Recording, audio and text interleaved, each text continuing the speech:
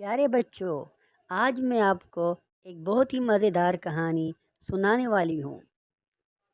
تو شروع کرتے ہیں آج کی کہانی۔ ایک دفعہ کا ذکر ہے، گرمی کا موسم تھا۔ دوپہر کے وقت ایک کوا جو کہ سخت پیاسا تھا، پانی کی تلاش میں کبھی ایک جگہ تو کبھی دوسری جگہ اڑ رہا تھا۔ وہ پانی کی تلاش کرتے کرتے بہت کمزور ہو گیا تھا۔ اسے کہیں بھی پانی نظر نہیں آ رہا تھا۔ وہ مرنے کے قریب تھا، مگر وہ ہمت نہیں ہار رہا تھا۔ وہ پانی کی تلاش کیے جا رہا تھا، اسی امید کے ساتھ کہ اگر اسے پانی مل جائے وہ اپنی پیاس بجھا لے اور اپنی زندگی کا ایک نیا آغاز کرے۔ آخر کار اڑتے اڑتے اسے ایک باغ نظر آیا اور اس باغ میں اس نے ایک مٹکا دیکھا۔ مٹکے کو دیکھ کر کوا بہت خوش ہو گیا۔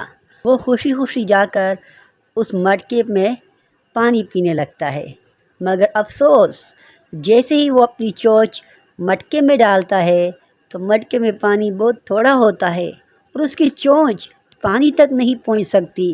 وہ بہت اداس ہو جاتا ہے اور وہ سوچنے لگتا ہے۔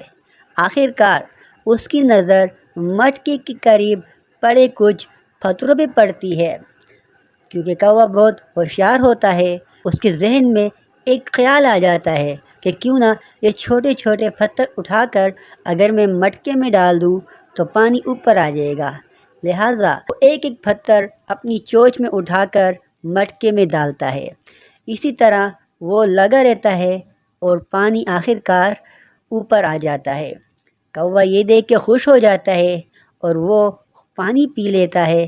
اپنی پیاس بجھا کر اس کو سکون مل جاتا ہے اور اس کے بعد خوشی خوشی اپنی آوازیں نکالتا ہوا اڑ جاتا ہے۔